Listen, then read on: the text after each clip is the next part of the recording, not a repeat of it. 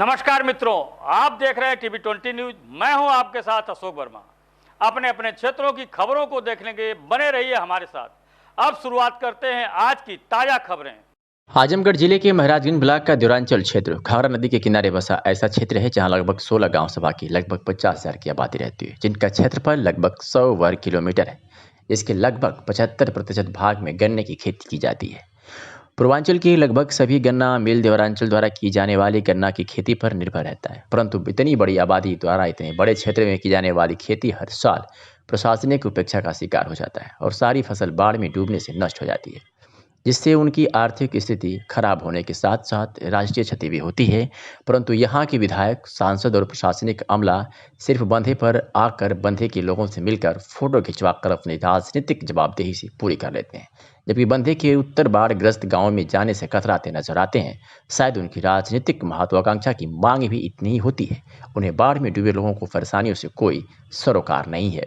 ऐसे में जब पत्रकारों की एक टीम बाढ़ग्रस्त इलाकों के लोगों से हाल जानने पहुंची तो वहां महाराजगंज ब्लॉक के प्रमुख प्रतिनिधि पारसनाथ यादव पहले से ही नाव से गांव में लोगों का हाल देखते दिखाई दिए और लोगों की परेशानियों को समझ रहे थे एवं उनके साथ खड़े रहने की प्रतिबद्धता निभाने की बात की। गांव वालों से जब पत्रकारों ने पूछा तो पता चला कि बाढ़ क्षेत्र में प्रमुख के सिवाय कोई भी नेता, विधायक, सांसद या प्रशासनिक अमला बाढ़ग्रस्त इलाके में उनके दुख दर्द जानने नहीं आया।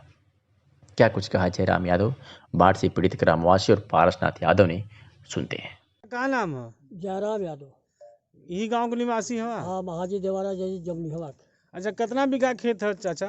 साहब खेत हमारे पास 5-7 बीघा है, बाकी कुछ नहीं, इतनी मेरे को दाना नहीं है। सब बाढ़ में? सब बाढ़ में है और सब उखड़ और गन्ने और धान सब गायब हो गया। अच्छा, हाँ। तो कोई देखने आया था? कोई नेता, कोई अधिकारी, कोई इस टाइप विधायक जी आए थे यहाँ आप लोगों से यहाँ मिलने? साहब लेखपाल तक अभी नहीं आए हैं यहाँ। और एक थे यहाँ है चपरासी, क्या नाम, घनश्याम नाम का, और ये चौथा हल्ला ये हो गए भाई साहब। कौन चौथा हल्ला? क्या चौथा हल्ला? यही क्या नाम, पारसनाथ यादव। अच्छा, पारस जी आए थे, प्रमुख जी आए थे? पहले आए थे, हाँ। अब भी आए हैं, आज भी आए हैं। अच्छा अच्छा। हाँ। अच्छा, वो घूम रहे हैं? वो तो बेचारे घूमते हैं, जब से उसमें आ गए तब से वो घूमते हैं। अच्छा, आप लोग उनके क्रियाकलाप से खुश हैं? हम लोग उनसे खुश हैं। हाँ। जो कि आज कल हम जानते हैं 30 साल प्यारे ब्लॉक प्रमुख मर गए, गुड्डू हुए, कभी जिंदगी में नहीं झांके। ये तो बेचारे पहली तरफ उठे हैं और तब से गांव का प्रक्रिया बराबर ये करते हैं। अच्छा अच्छा। हाँ। तो चाचा, पूरा फसल आपका नुकसान हो गया? सब नुकसान हो गया भाई साहब, एकदम भैंस गौ गोरू सब एकदम नष्ट है। अच्छा, चाहल भैंस के चारा नहीं। ये तो सरकार कह रही कि हमने नाव भिजवा दिया, नाव लगवा दिया, लोगों को असुविधा नहीं है, राशन भी भेज रहे हैं, तो ऐसा इसमें क्या है? ये यहाँ देखो, जो वही 5 किलो देते थे वही 5 किलो मिलता है, झूठ क्यों बोले हम। बाकी यहाँ नाव जो गांव की लगी है 2-1-4 वो नाव चलती है, बाकी सरकारी नाव यहाँ कोई नहीं आई। अच्छा। कमाए वाला घर ही हमें, लहसुन, प्याज, आलू, गोभी, तरकारी, गेहूँ, धान सब गए, कहाँ से खाई जी? कहाँ से जी खाई? कहाँ से जी खाई? सरकार से इतना न सुविधा मैंने देहलत, सुविधा तो मैंने चौपट कर देहलत दाई के लाई बिकल।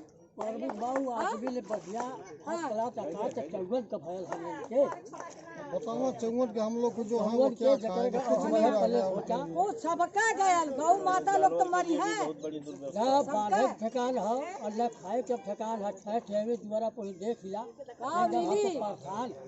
अरे वो खुद दाढ़ी परेशान नहीं तो वो खुद सादा फादा काट के जानवरों के लिए तो बहुत बड़ा नुकसान है, बहुत बड़ा नुकसान है। जानवरों के लिए वो पुआल की व्यवस्था हो जाती, वो भी नहीं हो पा रहा है, कुछ भी नहीं बचा की वजह से। जबकि बोले इसकी सारी समस्याओं की जो बात है इसको मैं उठाऊंगा डीएम महोदय तक, एसडीएम तक, जो भी आपदा राहत से, और वो भी विशेष सुविधाओं के साथ, क्योंकि ये असामयिक बाढ़ आई है। इसके पहले आई होती तो फसल जो है पकी नहीं रहती और हो सकता है फिर बाद में हो जाती, लेकिन ये पकी हुई फसल नष्ट हुई है।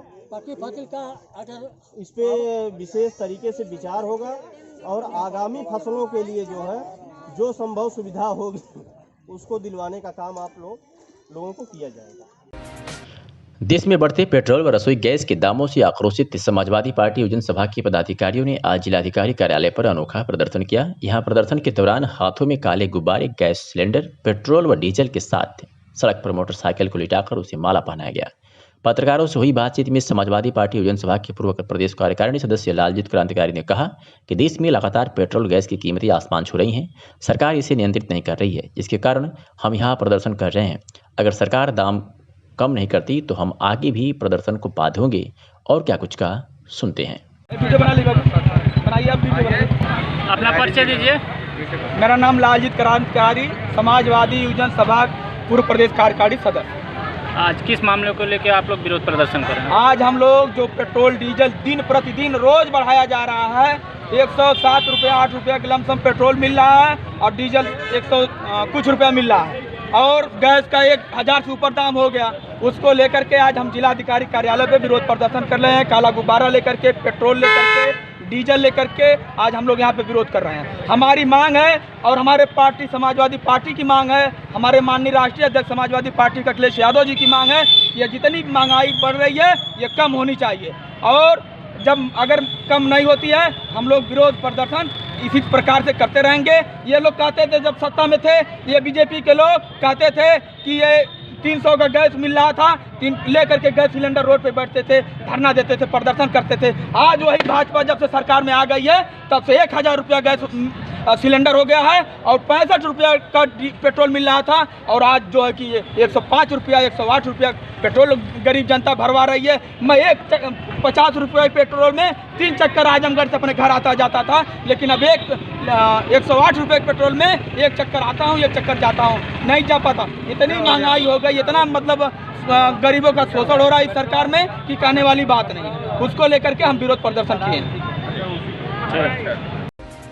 आजमगढ़ के बूढ़नपुर तहसील क्षेत्र की मौलानापुर नत्थन पट्टी बाजार में मेले के अवसर पर समाजसेवी दिवाकर मौर्य द्वारा महात्मा बुद्ध की मूर्ति की अस्थायी स्थापना की गई। उन्होंने बताया कि हमारे गांव में बौद्ध धर्म के अनुयायी सबसे ज़्यादा हैं। उनकी भावनाओं का सम्मान करते हुए पहली बार गांव के मेले में बुद्ध जी की प्रतिमा का अस्थायी रूप से स्थापित की जा रही है। इस क्षेत्र में एक नया संदेश जा रहा है। आसपास के गाँव के लोगों के लिए बड़े ही कौतूहल का विषय है। दूर दूर से लोग मूर्ति दर्शन करने के लिए आ रहे हैं। कल मेले में बौद्ध धर्म प्रचारक द्वारा लोगों को बौद्ध धर्म के बारे में जानकारी दी जाएगी। साथ ही उन्होंने लोगों से अपील किया कि आपसी देश भूलकर आपसी भाईचारे से मिलकर मेले का त्यौहार बड़ी हर्षोल्लास के साथ मनाने की जरूरत है। मेले में पर्याप्त फोर्स की व्यवस्था की गई है। यह मेला ग्रामीण क्षेत्र का बड़ा ही ऐतिहासिक मेला है। इस मेले में तकरीबन 25 गाँव के लोग मेला देखने के लिए आते हैं। साथ ही यहाँ की मूर्तियों की कलाकृति देखकर लोगों का मन मुग्ध हो जाता है। ग्राम मोरनापुर नत्थन पट्टी। एक मिनट रुकिए दिवाकर जी, क्या नाम है? दिवाकर मौर्य। हाँ। ग्राम मोरनापुर नत्थन पट्टी, पिता श्री नवमी मौर्य। अच्छा, ये आपके यहाँ बुद्ध मूर्ति की स्थापना की गई इस बार, क्या सोच करके, किस उद्देश्य से आपने? हम तो जानते हैं नवरात्र में मेले में अक्सर लोग रावण की प्रतिमा स्थापित करते हैं, उसको जलाते हैं और देवी दुर्गा की, नव दुर्गा की मूर्ति की स्थापना की जाती है, लेकिन बुद्ध मूर्ति की स्थापना आज तक हमने कहीं नहीं देखा है। जी। क्या भक्तों की मांग थी, क्या किस उद्देश्य से आपने इस पर आप प्रकाश डालिए, क्या कहना चाहते हैं? जी बिल्कुल, मैं आपको विस्तार सही थोड़ा बताना चाहता हूँ, बहुत कम समय लूँगा। पर ये जिसके हम फॉलोवर हैं, पहली बात है उसी की स्थापना करेंगे, उसी की मूर्ति की स्थापना करेंगे। दूसरी बात, हमारे श्रद्धालुओं की मांग भी है। श्रद्धालु यहाँ पर 90% है, 90% श्रद्धालु अगर नहीं बैठती है, जी बौद्धिस्ट है, अगर ये मूर्ति नहीं बैठती है, हम दुर्गा मूर्ति की भी अवहेलना नहीं कर रहे हैं, उनका भी हम सम्मान करते हैं। जो जिसको मान, हमारा जो देश है ये सर्वधर्म को सम्मति देता है। कोई भी, हर कोई आज़ाद है, हर कोई अपने आप में स्वतंत्र है, कोई कुछ भी करे।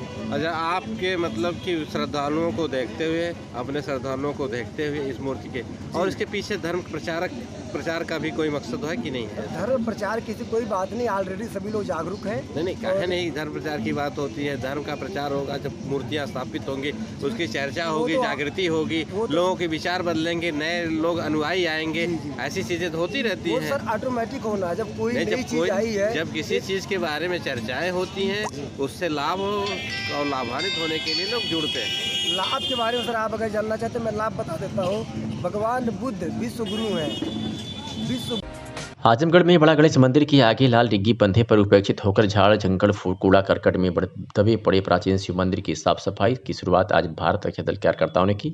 सफाई कार्य में जुटे कार्यकर्ताओं ने कहा, कल हमको जानकारी मिली कि यहाँ लाल डिग्गी बंधे पर झाड़ जंगल में कूड़ा करकट से पटा हुआ है एक शिवलिंग है जो उसे जमाने का बना है। अब जब आजमगढ़ बसा था और तमसा नदी यहीं से बहती थी, यहाँ रामघाट हुआ करता था। आज इस मंदिर को इस हालत में देखकर हम लोगों को बहुत कष्ट हो रहा है कि यहाँ जहाँ पूजन अर्चन दिया बाती होना चाहिए वहाँ पर नशेड़ियों, हीरोइन, बाजुआ, ड्रग लेने वालों का अड्डा बन गया है। हम लोगों ने अंदर जाकर देखा तो यहाँ सैकड़ों की संख्या में नशे की दवाई की शीशी, इंजेक्शन आदि पड़े हुए हैं। भोलेनाथ को मंदिर को इस तरह से उपेक्षित पड़ा रहना हम नगरवासियों के लिए दुर्भाग्य।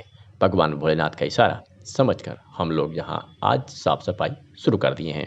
परिचय, मेरा नाम सतीश चंद्र मौर्य है और मैं महात्मा शंकर जी खुरा पर रहता हूँ।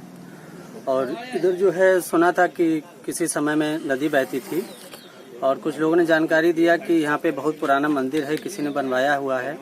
तो वो जंगल और जालियों के बीच में पूरा छुपा हुआ था। तो ऐसा लोगों ने जब जानकारी दी तो हम भारत रक्षा दल की टीम के साथ में यहाँ पे उपस्थित हुए हैं और आज इस पूरा जंगल जाली को काट के मंदिर को बाहर निकाला गया है। और प्रयास रहेगा, कोशिश रहेगी कि प्रतिदिन यहाँ पे दीपक जले और इस मंदिर की रंगाई पुताई का सारा जो है कार्य किया जाए। आजमगढ़ के बूढ़नपुर तहसील क्षेत्र के विकासखंड कोयलसा में कृषि गोष्ठी का आयोजन किया गया, जिसके मुख्य अतिथि के रूप में जिला कृषि अधिकारी गगनदीप ने किसानों को उनके अवशेषों को न जलाने की सलाह दी। उन्होंने कहा कि किसान द्वारा जलाए जा रहे अवशेषों से लाभदायक जीव भी अवशेषों के साथ जल जा रहे हैं। कृषि वैज्ञानिक लाल बहादुर सिंह ने बताया कि ये फसल अवशेष किसानों के लिए वरदान साबित होंगे। अगर इनका ठीक ढंग से प्रबंधन करके खेतों में ही सड़ा दिया जाए तो हमारी अगली फसल की बुआई करने में कम लागत में ही अच्छी उपज मिलेगी। सहायक कृषि अधिकारी SK चौबे ने कहा कि फसलों को कंबाइन मशीन द्वारा कटाई करने के तुरंत बाद अवशेषों को खेतों में फैलाकर पानी भरकर यूरिया का छिड़काव कर दें, ताकि कर देने से फसल अवशेष नष्ट हो जाते हैं। आसानी से अगली फसल की बुआई की जा सकती है। साथ ही बताया कि हार्वेस्टर और कंबाइन मशीन के मालिकों को निर्देशित किया गया है कि धान की कटाई के समय मल्चर का प्रयोग करें। जैसे फसल अवशेष नष्ट हो जाए, पराली अधिनियम को पालन करें, अन्यथा कृषि कानून अधिनियम का पालन नहीं करेंगे तो कंबाइन मालिकों के खिलाफ कार्रवाई की जाएगी। इस मौके पर वेद प्रकाश सिंह, संतोष कुमार सिंह सहित तमाम अधिकारी कर्मचारी मौजूद रहे। मीडिया से हुई बातचीत में गगनदीप कृषि अधिकारी ने क्या कुछ कहा, सुनवाते हैं। सर क्या नाम है? गगनदीप सिंह, मैं जनपद में जिला कृषि अधिकारी के पद पर कार्य कर रहा हूँ। आज हम लोग कोयलसा ब्लॉक में आए हैं किसानों से गोष्ठी करने, और गोष्ठी में किसानों को पराली ना जलाए जाने और पराली नहीं जलाएंगे तो पराली का प्रबंधन कैसे करेंगे, पराली प्रबंधन के लिए पूसा डिकम्पोजर का प्रयोग कैसे करेंगे, और कंबाइन मशीन से यदि कटवाते हैं तो कंबाइन मशीन में SMS का प्रयोग जरूर करें। कंबाइन मशीन कहाँ लगवाएंगे इसके बारे में बताएं हैं लोगों, किस जगह पर लगेगा स्थान? जहाँ पे भी कंबाइन बनती है वहाँ से वो लग जाता है और बहुत बड़ा सिस्टम है, बहुत ज़्यादा उसमें परेशानी वाली बात नहीं है। सारे कंबाइन के जो मालिक हैं उन्होंने लगवा लिया है और उसका कटाई करते समय प्रयोग जरूर करें, जिससे पराली प्रबंधन में हमें आसानी होगी। दूसरा, हमने बीज हमारा वितरण का कार्यक्रम शुरू हो गया है, क्योंकि आगामी रबी सीजन प्रारंभ होने वाला है, तो बीज की उपलब्धता सारे ब्लॉकों में हो गई है। किसान भाई अपने कागज़ लेकर बीज खरीद सकते हैं और विभिन्न प्रकार की जो हमारी विभागीय योजनाएं हैं उनके बारे में जानकारी है। पराली नष्ट करने के लिए कोई दवा का भी वितरण किया? पराली को नष्ट नहीं करना है, पराली को हमें प्रबंधन करना है, उसको उसी खाद बनाना है, जिसके लिए हम लोग पूसा डिकम्पोजर एक लिक्विड है उसका प्रयोग करके हम लोग ये पूसा डिकम्पोजर इसका नाम है, इसका प्रयोग करके हम लोग पराली को प्रबंध कर सकते हैं, उसकी खाद बना सकते हैं, जिससे हमारे खाद की जो मिट्टी है उसकी उर्वरता बढ़ेगी और उत्पादन बढ़ेगा। यदि किसान नहीं पराली जलाते हैं, नहीं आपकी बातों पर ध्यान, फिर उसके बाद क्या करवाएं? जो किसान अगर क्या पूछा? जैसे किसान अगर आपकी बातों से सहमत नहीं है, नहीं सारे किसान रात में जला देते हैं या जो जला देते हैं, तो सारे किसान सहमत हैं और अब किसान भाई सभी लोग प्रयोग करना शुरू कर दिए हैं। ऐसा बहुत ज़्यादा कदा होता है, उनको हम लोग समझाते हैं और वो हमारी बात को मानते हैं और सारे लोग अब। आजमगढ़ में बदमाशों ने बाजार आए युवक को गोली मार दी, जिससे युवक घायल हो गया है। यह घटना है यूपी के आजमगढ़ जिले के अरौला थाना क्षेत्र के चितौना बाजार की। पुलिस अधीक्षक ने इस घटना को गंभीरता से लेते हुए कई थानों की फोर्स बदमाशों की गिरफ्तारी के लिए लगा दी है और जल्द ही घटना का पर्दाफाश करने का दावा किया है। घायल युवक अरौला थाना क्षेत्र के धनेश पांडे गांव निवासी 37 वर्षीय मोहम्मद सलीम पुत्र मोहम्मद अजीज बताया जा रहा है, जो मंगलवार की शाम सब्जी लेने के लिए चितौना बाजार गया था। इसी दौरान बाइक सवार बदमाशों ने उन पर 4 राउंड फायर कर दिया। बदमाशों द्वारा चलाई गई गोली मोहम्मद सलीम के बाह में लगी है। घटना की सूचना मिलते ही अहरौला व कप्तानगंज थाना पुलिस मौके पर पहुंच गई। इसके बाद गोली से घायल सलीम को स्थानीय अस्पताल भेजा गया, जहां से उसे जिला अस्पताल के लिए रेफर कर दिया गया है। क्या नाम है आपका? मोहम्मद सलीम। अच्छा, गोली कैसे लगी आपको? गोली हाथ में लगी। कैसे लगी है? वो अरुण कुमार यादव है, जिसका हमारा मुकदमा चल रहा है। हाँ। और उसने 2 FIR पहले भी हो चुका है। पहले कुछ दिन पहले 5-6 महीना पहले वो जो है ना त्रिमोहनी मुझे घेर रखा था मारने के लिए, वहाँ तो मैं बच गया। मैं गया था कोलसा बाज़ार, सब्जी लेके आ रहा था और अपाची मोटरसाइकिल थी, 2 मोटरसाइकिल अपाची की थी। उस पर एक मुँह बांधा हुआ था, पीछे वो बैठा हुआ था, भद्दी गालियाँ दे रहा था। 4 गोलियाँ चलाया उसने मोटरसाइकिल पे। मैं गिर गया खेत में। मौके पर पुलिस बहुत टाइम लगा दी पुलिस पहुंचने में। मुझे उठा के लाए इन्होंने। उठा कर लोग गांव जो लड़के दौड़ रहे थे उन्होंने फ़ोन ना किया होता, उठा के नहीं लाते तो अब तक वहीं पड़ा होता मैं। दुश्मनी कितना दिन चल रही है? हाँ, दुश्मनी कब से चल रही है? दुश्मनी 1-2 साल से 1.5 साल से चल रही है। वो अपराधी किस्म का व्यक्ति है, वो गैंगस्टर भी इस पर लगा हुआ है पहले से। वो बार धमकियाँ दे रहा था कि तुम मुझे पैरवी मत करो। मैं मनसूखी था कि इसने ज़मीन बेच रखा है, मैंने उस पर आपत्ति लगा रखा है। हाँ, आपत्ति लगा, उसको बार कह रहा था कि साले कह रहा था सब एक करके सबको ख़त्म करूँगा मैं। उत्तर प्रदेश के पूर्व मुख्यमंत्री व सपा सुप्रीमो अखिलेश यादव आज हेलीकॉप्टर के द्वारा आजमगढ़ पहुंचे। शहर के पुलिस लाइन में हेलीकॉप्टर जैसे ही लैंड हुआ, वहां उपस्थित भारी संख्या में सपा नेताओं व कार्यकर्ता जिंदाबाद जिंदाबाद के नारे लगाते रहे। इस दौरान मीडिया से हुई बातचीत में पूर्व मुख्यमंत्री अखिलेश यादव ने बताया कि वह मऊ जिले के हल्दरपुर में सुबह सपा द्वारा आयोजित कार्यक्रम में पहुंचे थे। उसके बाद वह आजमगढ़ जिले में आए हैं। इस दौरान उन्होंने जमकर भाजपा पर निशाना साधा। उन्होंने कहा कि समाजवादी पार्टी और सुहेलदेव भारतीय समाज पार्टी मिलकर 2022 में भारी बहुमत के साथ सरकार बनाएंगे, क्योंकि आप बलिया से लखनऊ तक घूम लीजिए, भाजपा का हर तरह सफाया हो चुका है। और क्या कुछ कहा, सुनते हैं। क्या कहेंगे? समाजवादी पार्टी ओम प्रकाश राजभर जी की पार्टी का कार्यक्रम था। हल्दर के मैदान में ऐतिहासिक कार्यक्रम हुआ है और जिस तरीके से गठबंधन और साथ लड़ने का, साथ में मिलकर के आगे उत्तर प्रदेश को बचाने का काम होगा। आज का जो जन समर्थन था और जन समर्थन में जो उत्साह और जोश था, वो ऐतिहासिक परिणाम देगा। तमाम वो लोग जो वंचित हैं, पिछड़े, दलित, अल्पसंख्यक, जिनके हक और सम्मान के साथ खिलवाड़ हुई है, जो बाबा साहब भीमराव अम्बेडकर के अधिकारों को बचाना चाहते हैं, वो सब इकट्ठे एक मंच पे हुए हैं। बहुजन के बाद जो है ये भीड़ आपको कितना फायदा देगी? बहुजन समाज पार्टी और पहले भी गठबंधन हुए हैं। ये गठबंधन पीछे करना उत्तर प्रदेश को खुशहाली और बदलाव के लिए है। जो सवाल आप पूछ रहे हैं, भारतीय जनता पार्टी का दरवाज़ा ओम प्रकाश राजभर जी ने खोला था और ऐसा दरवाज़ा खोला कि उन्हें बहुमत मिल गया दोनों जगह पर। इस बार वही दरवाज़ा ओम प्रकाश राजभर जी बंद कर दे रहे हैं और लगा बचा जो उसमें लॉक लगना है वो हम लोग लगा दें। इसलिए भारतीय जनता पार्टी का सफाया होना निश्चित है उत्तर प्रदेश। भाजपा से मजबूती लग रही है आपको? मिली जो जन समर्थन, जो उत्साह दिखाई दे रहा है, उससे ऐतिहासिक परिणाम आएंगे।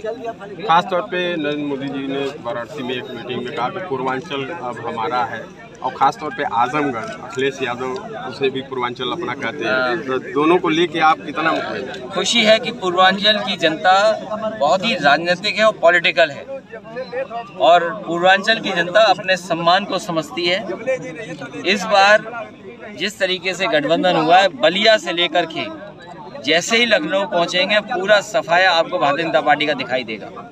अच्छा, खासतौर पे आजमगढ़ को लेके कई बार सवाल उठे, यहाँ तक कि लोगों ने पोस्टर तक लगा दिए। वाराणसी में कई रैलियाँ हुई, आजमगढ़ में उसकी अपेक्षा में आपकी कम आना जाना भी हुआ, रैलियाँ हुई। देखिए, आजमगढ़ मैंने पहले ही कहा है कि कोई आजमगढ़ हमारे लिए नया नहीं है, और आजमगढ़ और इटावा हमारे लिए एक सा है। ये जो ऐतिहासिक काम हुआ है वो इसीलिए हुआ है कि जहाँ पर हमें मौका मिला है और बड़ा काम करने के लिए। ये सरकार बनाने का चुनाव है, मुझे खुशी है कि ना होने के बाद भी समाजवादी और यहाँ की जनता को लगातार हम लोग ध्यान में रखते हैं और हमारी पार्टी का संगठन नेता लगातार उनकी सेवा करते हैं।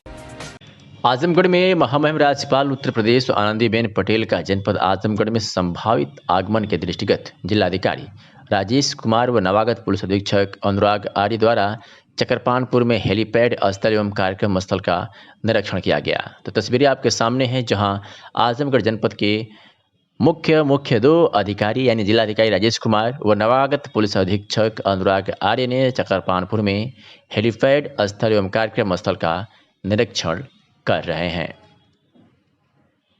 हालांकि अभी उनके आगमन की तिथि तय नहीं हुई है, लेकिन संभावित दौरे को लेकर के जनपद के अधिकारियों में खलबली मची हुई है। आजमगढ़ के अपर आयुक्त न्यायिक संतोष कुमार वैश्य को बदायूं का अपर जिलाधिकारी बनाए जाने पर शिव गोविंद सिंह के सिधारे स्थित आवास पर विदाई समारोह का आयोजन किया गया, जिसमें वक्ताओं ने उनके द्वारा किए गए कार्यों की सराहना करते हुए कहा कि अपने कार्यकाल में जिस प्रकार से त्वरित न्याय करते थे वे काबिल तारीफ है। यशवंत सिंह गप्पू ने अपने संबोधन में कहा, ऐसे ही त्वरित और न्यायपूर्ण अधिकारियों की आज समाज में जरूरत है, जिससे आम जनमानस को सरलता के साथ ही समय से न्याय मिल जाए, इससे लोगों के अंदर न्याय के प्रति आस्था और विश्वास बना रहे।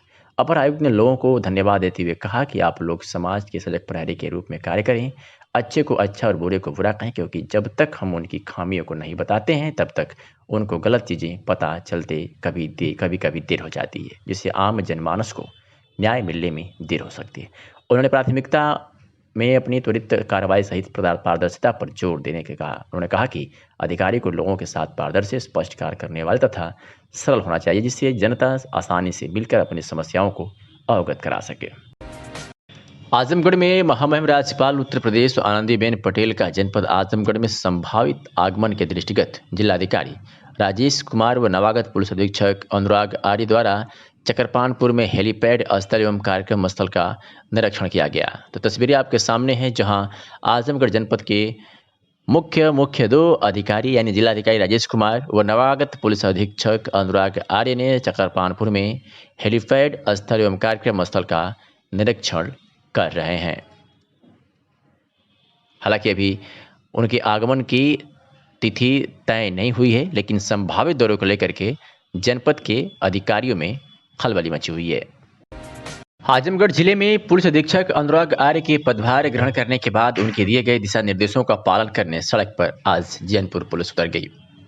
जैनपुर पुलिस ने पूरी तरह से सख्त हो गया, वहीं अपनी व्यवस्था चाक चौबंद कर दी है। आज इसी क्रम में जैनपुर कोतवाली क्षेत्र के जैनपुर चौक पर एसआई श्याम सिंह के नेतृत्व में चेकिंग अभियान चलाया गया। इस दौरान पुलिस ने बिना कागजों के बाइक चला रहे चालकों को पकड़ा हुआ उनके चालान काटे, साथ ही दर्जन भर बाइकों को सीज कर जैनपुर कोतवाली में भेज दिया। वही एसआई श्याम सिंह ने बताया कि पुलिस अधीक्षक अनुराग आर्य के आदेशानुसार थाना क्षेत्र में चेकिंग अभियान चलाया जा रहा है। वह सभी गाड़ियों का कागज व उनकी गाड़ियों की डिग्गियों को खोलकर देखा जा रहा है। साथ ही एक बाइक पर 3 लोग बैठे हुए बाइकों को सीज कर जैनपुर कोतवाली में भेजा गया। इस दौरान एसआई श्याम सिंह सहित तमाम कांस्टेबल मौजूद रहे। जिलाधिकारी राजेश कुमार ने कहा है कि व्यावसायिक गतिविधियों को प्रोत्साहित करने, युवाओं, किसानों एवं महिलाओं को बिजनेस व्यापार से जोड़ने के लिए अधिक से अधिक बैंकों द्वारा लोन का वितरण किया जाए। उन्होंने कहा कि इससे जनपद के इकोनॉमिक गतिविधियों में वृद्धि होगी। उन्होंने भी कहा कि कृषि, पशुपालन, मत्स्य पालन तथा अन्य प्रकार के व्यवसायों के लिए प्रचार प्रसार कर लोगों को ऋण लेने के लिए प्रोत्साहित किया जाए। जिलाधिकारी राजेश कुमार ने आज नेहरू हॉल के सभागार में यूनियन बैंक द्वारा आयोजित ऋण वितरण मेला का शुभारंभ करते हुए कहा कि जनपद आजमगढ़ पूरे पूर्वांचल का केंद्र है। यहाँ से पूर्वांचल के सभी जनपदों की अच्छी कनेक्टिविटी है। उन्होंने कहा कि शीघ्र ही पूर्वांचल एक्सप्रेसवे के प्रारंभ हो जाने से बनारस एवं गोरखपुर के साथ ही अन्य जनपदों में से भी व्यवसाय के लिए जनपद में आवागमन हो जाएगा। उन्होंने भी कहा कि अच्छे संसाधन एवं बेहतर आवागमन से जुड़ने तथा बैंकों के सहयोग से आजमगढ़ बिजनेस का हब बन सकता है। जिलाधिकारी ने कहा कि बैंकों से कहा कि सरकार द्वारा निर्धारित लोन के ऋण लक्ष्य को समय से पूर्ण करें। उन्होंने भी कहा कि सरकारी स्कीमों में दिए गए लोन के प्रत्यावेदन को समय से निस्तारित करें। उन्होंने कहा कि पात्र व्यक्तियों को अधिक से अधिक लोन देकर व्यापार के लिए प्रोत्साहित करें। उत्तर प्रदेश के पूर्व मुख्यमंत्री व सपा सुप्रीमो अखिलेश यादव आज हेलीकॉप्टर के द्वारा आजमगढ़ पहुंचे। शहर के पुलिस लाइन में हेलीकॉप्टर जैसे ही लैंड हुआ, वहां उपस्थित भारी संख्या में सपा नेताओं व कार्यकर्ता जिंदाबाद जिंदाबाद के नारे लगाते रहे। इस दौरान मीडिया से हुई बातचीत में पूर्व मुख्यमंत्री अखिलेश यादव ने बताया कि वह मऊ जिले के हल्दरपुर में सुबह सपा द्वारा आयोजित कार्यक्रम में पहुंचे थे। उसके बाद वह आजमगढ़ जिले में आए हैं।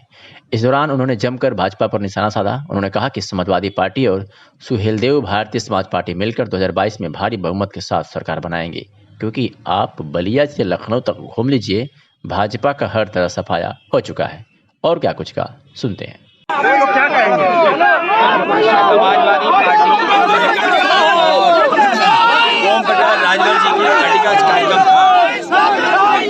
हल्दर के मैदान में ऐतिहासिक कार्यक्रम हुआ है और जिस तरीके से गठबंधन और साथ लड़ने का, साथ में मिलकर के आगे उत्तर प्रदेश को बचाने का काम होगा।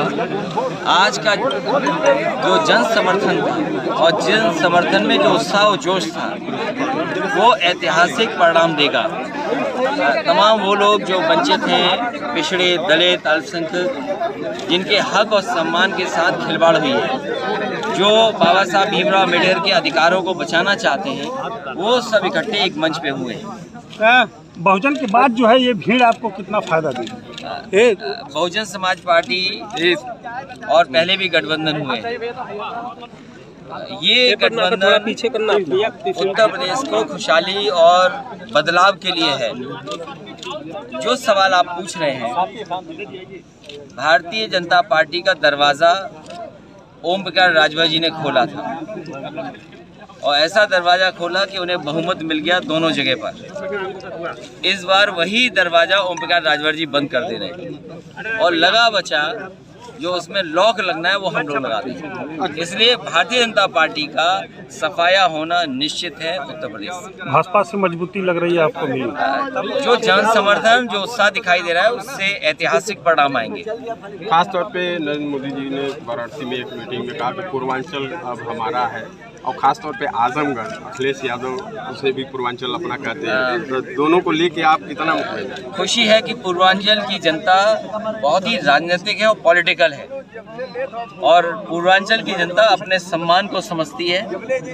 इस बार जिस तरीके से गठबंधन हुआ है, बलिया से लेकर के जैसे ही लखनऊ पहुंचेंगे, पूरा सफाया आपको भारतीय जनता पार्टी का दिखाई देगा। अच्छा, खासतौर पे आजमगढ़ को लेके कई बार सवाल उठे, यहाँ तक कि लोगों ने पोस्टर तक लगा दिए। वाराणसी में कई रैलियाँ हुई, आजमगढ़ में उसकी अपेक्षा में आपकी कम आना जाना भी हुआ, रैलियाँ हुई। देखिए, आजमगढ़ मैंने पहले ही कहा है कि कोई आजमगढ़ हमारे लिए नया नहीं है, और आजमगढ़ और इटावा हमारे लिए एक सा है। ये जो ऐतिहासिक काम हुआ है वो इसीलिए हुआ है कि जहाँ पर हमें मौका मिला है और बड़ा काम करने के लिए। ये सरकार बनाने का चुनाव है। मुझे खुशी है कि ना होने के बाद भी समाजवादी और यहाँ की जनता को लगातार हम लोग ध्यान में रखते हैं, और हमारी पार्टी का संगठन, नेता लगातार उनकी सेवा करते हैं। आजमगढ़ से खबर है जब कांग्रेसियों ने प्रशिक्षण से पराक्रम कार्यक्रम के द्वितीय चरण के तहत जनपद की सभी विधानसभाओं में चलाए जा रहे प्रशिक्षण शिविर के कार्यक्रम में आज मेहनगर बाजार में बजरंग मैरिज हॉल में कांग्रेस पार्टी द्वारा एक दिवसीय प्रशिक्षण शिविर आयोजित किया गया, जिसमें ब्लॉक कमेटी, न्याय पंचायत, कांग्रेस कमेटी, ग्राम कांग्रेस कमेटी और कांग्रेस के सदस्यों को प्रशिक्षण दिया गया। प्रशिक्षक पंकज मिश्रा, गिरीश चंद्र यादव, मेराज अहमद ने आए हुए कार्यकर्ताओं को विस्तृत जानकारी दी, साथ ही साथ कार्यकर्ताओं का उत्साहवर्धन भी किया। इस मौके पर अपने संबोधन में आजमगढ़ कांग्रेस के जिलाध्यक्ष प्रवीण कुमार सिंह ने कहा कि पार्टी के कार्यकर्ता ही पार्टी की रीढ़ है, उनका सम्मान करना हमारा कर्तव्य है।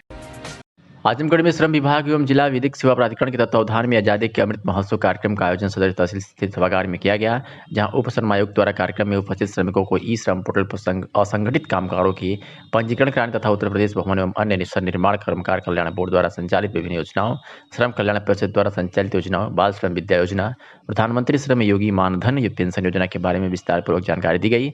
साथ ही मिशन शक्ति अभियान के अंतर्गत कार्यक्रम में उपस्थित महिला श्रमिकों को उनके अधिकारों के बारे में जागरूक किया गया। सर, अपना परिचय दीजिए। मैं राजेश कुमार आजमगढ़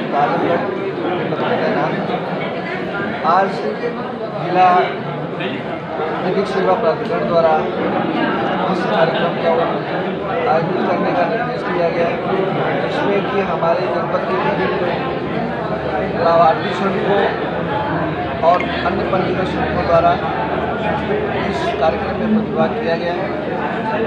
इस कार्यक्रम का मूल उद्देश्य जनपद के ऐसे लोग जो दूर दराज क्षेत्रों में रहते हैं या एक ऐसे आर्थिक रूप से कमजोर तबके से संबंधित हैं जिनको भी जिला विधिक सेवा प्राधिकरण द्वारा विभिन्न कानूनी पहलुओं की जानकारी प्रदान करना और जिसमें कि श्रम विभाग का रूल इतना है कि हमें उन्हें विभिन्न योजनाओं के बारे में जानकारी देना। उस समय उन्हें सरकार द्वारा चलाई जा रही हमारी प्रदेश सरकार द्वारा चलाई जा रही है विभिन्न योजनाओं के बारे में जानकारी और जिसका वो लाभ उठा सके। हमने यहाँ पर जो अपने विभाग के द्वारा जो योजनाएं चलाई जा रही हैं उनके बारे में विस्तारपूर्वक बताया। मैं जो हमारी विधिक सेवा प्राधिकरण की सचिव हैं अनीता जी, उन्होंने भी विधिक सेवा प्राधिकरण के तत्वावधान में जो भी जानकारी सभी सड़कों को दी उसको भी उन्होंने जाना और उनके द्वारा दिए गए निर्देश पर वो उसको अमल में जरूर और उसका लाभ। किस तरह का प्रमाण पत्र बांटा गया सर? मैंने श्रम विभाग द्वारा विवाह योजना, मातृ शिशु बालिका योजना और विकलांग सहायता योजना 25 लाभार्थी। ठीक है। भाजीमो जिला कार्य समिति बैठक का आयोजन जिला भाजपा कार्यालय पर किया गया, जिसमें मुख्य अतिथि पुनीत यादव प्रदेश कार्यकारिणी सदस्य एवं जिला अध्यक्ष ध्रुव सिंह व जयनाथ सिंह प्रदेश कार्य समिति सदस्य भाजपा रहे। श्री पुनीत ने सभी कार्यक्रमों की विस्तृत जानकारी दी एवं एक बूथ पर 20 बूथ युद्ध का नारा देकर दिया। आने वाले कार्यक्रम 30 अक्टूबर तक मंडल कार्य समिति व संवाद खेल कार्यक्रम आदि के विषय में बताया। उन्होंने कहा कि हमारे बीच में जयनाथ सिंह ने बूथ समिति पर पन्ना प्रमुख आदि के विषय में बताया गया। जिलाध्यक्ष निखिल राय ने कहा बैठक का समापन किया। कार्यक्रम में क्षेत्रीय मंत्री चंद्रपाल सिंह, उपाध्यक्ष विवेक सिंह सहित तमाम भाजपा कार्यकर्ता मौजूद रहे। हम अतौलिया कितने से हारे थे, कांग्रेस कितने से हारे थे, हर विधानसभाओं में हमको अतौलिया में 2000 वोट से हम पीछे, हम नगर में बहुत कम वोटों से पीछे थे, कहीं कहीं हम 7000 8000 से पीछे थे। मेरे मित्रों अब की बार है काफी विधानसभाओं से 25,000 30,000 से लेट करने जा रहे हैं।